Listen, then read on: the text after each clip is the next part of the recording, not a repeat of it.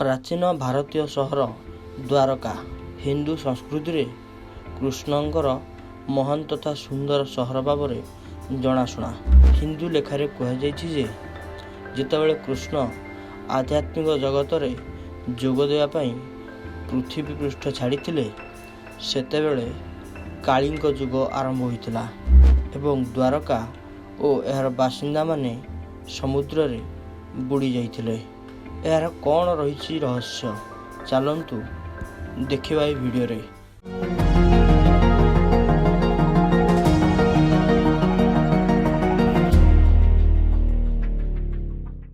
ଭିଡ଼ିଓଟିକୁ skip ନକରି ସମ୍ପୂର୍ଣ୍ଣ ଦେଖନ୍ତୁ।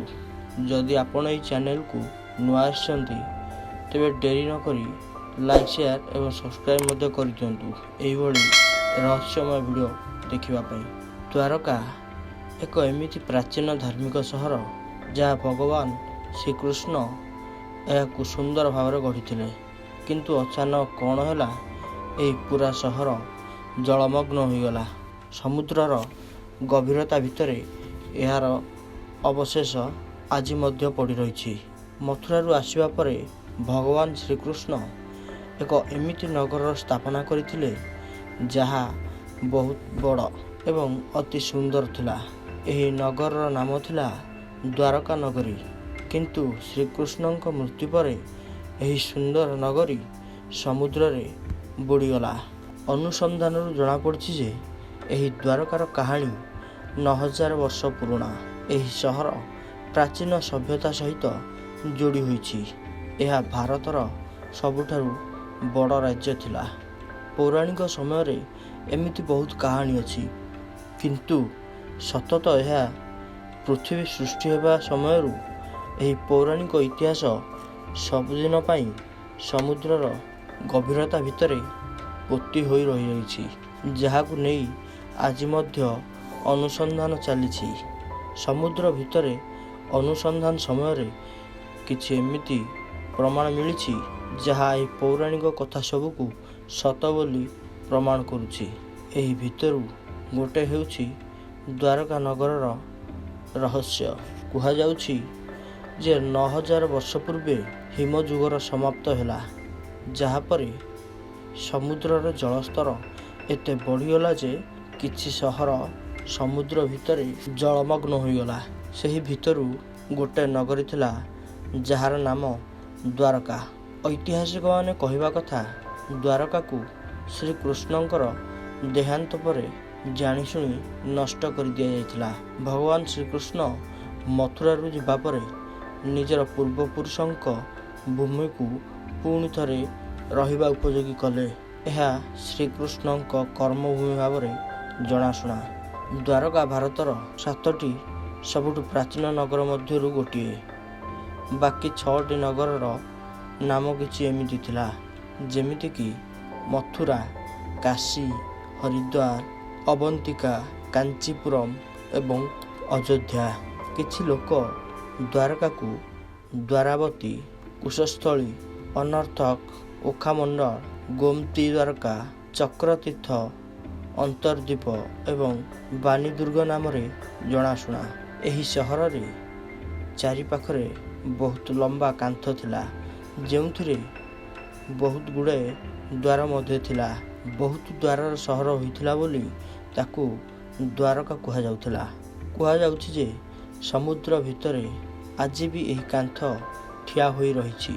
ଶ୍ରୀକୃଷ୍ଣ ଯେତେବେଳେ କଂସର ବଧ କଲେ ସେତେବେଳେ ଜରାସନ୍ଧ କୃଷ୍ଣ ଏବଂ ୟଦୁବଂଶୀୟଙ୍କୁ ହଟାଇବା ପାଇଁ ଚେଷ୍ଟା କଲେ।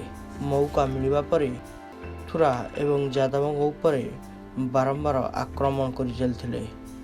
ଧୀରେ ଧୀରେ ସେମାନଙ୍କର ଅତ୍ୟାଚାର ବଢ଼ିବାକୁ ଲାଗିଲା। ଶ୍ରୀକୃଷ୍ଣ ଯାଦବଙ୍କ ସୁରକ୍ଷା ପାଇଁ କଂସର ବଧ କଲେ। ଶ୍ରୀକୃଷ୍ଣ ମଥୁରାକୁ ଛାଡ଼ିବାକୁ ପ୍ରସ୍ତୁତ ହେଲେ। ବହୁତ ଗୁଡ଼ାଏ ଶ୍ରୀକୃଷ୍ଣ ନିଜର 18 ନୂଆ ବନ୍ଧୁଙ୍କ ସହିତ ଦ୍ୱାରକା ଆସିଗଲେ। ଜରାସନ୍ଧ ସେଠାରେ କୃଷ୍ଣ ସମସ୍ତେ ଭଲରେ ଏବଂ ରହିବାକୁ ଲାଗିଲେ। ସମୟ ବିତି ଚାଲିଥିଲା ଏବଂ 36 ବର୍ଷ ପର୍ଯ୍ୟନ୍ତ ମଥୁରା ଶାସନ ଯାଦବଙ୍କ ଉପରେ ଶ୍ରୀ ବାରମ୍ବାର ଆକ୍ରମଣ କରି ଚାଲିଥିଲେ। ଇଏ ସେହି ସମୟ ଥିଲା ଯେତେବେଳେ ଯାଦବମାନେ ନିଜ ନିଜ ଭିତରେ ଯେତେବେଳେ ଭୟଙ୍କର କଂସର ବଧ କଲେ ଛାଡ଼ିଦେଲେ। ଜରାସନ୍ଧମାନେ ମଧ୍ୟ ତାଙ୍କର ବହୁତ ବଡ଼ ନିଜର ଶତ୍ରୁ ଥିଲେ। ଏମିତି ଦ୍ୱାରକା ଉପରେ ସେତେବେଳେ ଆକାଶ ଏବଂ ସମୁଦ୍ର ପଥରୁ ଏବଂ ସେଠାରେ ଜୋରରେ ଆକ୍ରମଣ ହେଲା। ଏହାପରେ ଦ୍ୱାରକା ନଗରୀ ସମୁଦ୍ରରେ ଚାଲିଥିଲା ବୁଡ଼ିଗଲା।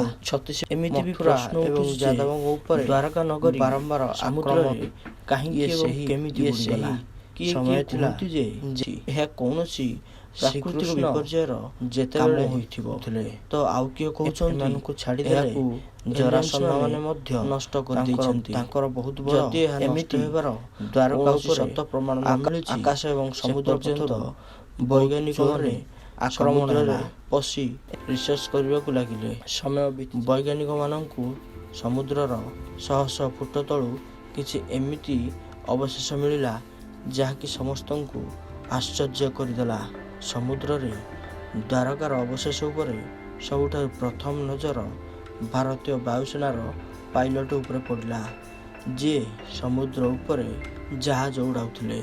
ଏହା ପୂର୍ବରୁ ଲୋକଙ୍କ କହିବା କଥା କି ଦ୍ୱାରକା ନଗରୀ ଏକ କାଳ୍ପନିକ ନଗର, କିନ୍ତୁ ଏହି କାଳ୍ପନିକକୁ ଆର୍କୋଲୋଜିଷ୍ଟ ପ୍ରଫେସର SR ରାମ ସତ ବୋଲି ପ୍ରମାଣିତ କରିଥିଲେ। 2005 ଏବଂ 2007ରେ ଭାରତର ଆର୍କୋଲୋଜିକାଲ ସର୍ଭେ ଅଫ୍ ଇଣ୍ଡିଆର ନିର୍ଦ୍ଦେଶ କ୍ରମେ ଭାରତୀୟ ନୌସେନାମାନେ ସମୁଦ୍ରରେ ଥିବା ଦ୍ୱାରକାର ଅବଶେଷ ସବୁକୁ ଖୋଜି ବାହାର କଲେ। ସମୁଦାୟ 200ରୁ ଅଧିକ ସାମ୍ପଲ ଆଜି ବାହାର କରିଦିଆଯାଇଛି। ଆର୍କୋଲୋଜିକାଲ ମାନେ କହିବା କଥା ଏହିସବୁ ପଥର ଖଣ୍ଡ ହେଉଛି କୌଣସି ବିଶାଳ ନଗରୀ କିମ୍ବା କୌଣସି ମନ୍ଦିରର ଅବଶେଷ। ମିଳିଥିବା ସବୁ ପଥର ଖଣ୍ଡକୁ କେତେକ ରାଷ୍ଟ୍ରୀୟ ଏବଂ ଅନ୍ତରାଷ୍ଟ୍ରୀୟ ବିଶେଷଜ୍ଞଙ୍କ ସାମ୍ନାରେ ମଧ୍ୟ ରଖାଗଲା। ଏହି ବିଶେଷଜ୍ଞମାନେ ହେଲେ US, ଇସ୍ରାଏଲ, ଶ୍ରୀଲଙ୍କା ଏବଂ ବ୍ରିଟେନର ବିଶେଷଜ୍ଞ ମଧ୍ୟ ସାମିଲ ଥିଲେ। 2001ରେ ଗୁଜରାଟ ସରକାର ସମୁଦ୍ର ତଟରେ ପ୍ରଦୂଷଣରୁ ହେଉଥିବା ଲୋକସାନକୁ ଖୋଜିବା ପାଇଁ ନ୍ୟାସନାଲ ଇନଷ୍ଟିଚ୍ୟୁଟ୍ ଅଫ୍ ଓସେନ ଟେକ୍ନୋଲୋଜିକୁ ବାଛିଥିଲେ। ଯେବେ ସମୁଦ୍ର ଭିତରେ ଯାଞ୍ଚ କରାଯାଇଥିଲା ତ ସେ ଭିତରେ ମାନବ ନିର୍ମିତ ନଗର ଖୋଜି ପାଇଥିଲେ। ଯେତେବେଳେ ତାହାର ଯାଞ୍ଚ କରାଗଲା ଜଣାପଡ଼ିଲା ଯେ ଏହି ନଗରୀ 32,000 ବର୍ଷ ପୁରୁଣା ସହର ଏବଂ 9,000 ବର୍ଷ ହେଲା ସମୁଦ୍ରରେ ପୋତି ହୋଇ ରହିଛି। ଯାହା ବି ହେଉ ଆଜି ମଧ୍ୟ ଏହିସବୁ ଉପରେ ରିସର୍ଚ୍ଚ ଚାଲିଅଛି। ତ ଦେଖିବାକୁ ବାକି ରହିଲା ଏହାର ସତ୍ୟତା କେବେ ସାମ୍ନାକୁ ଆସୁଛି। ଧନ୍ୟବାଦ।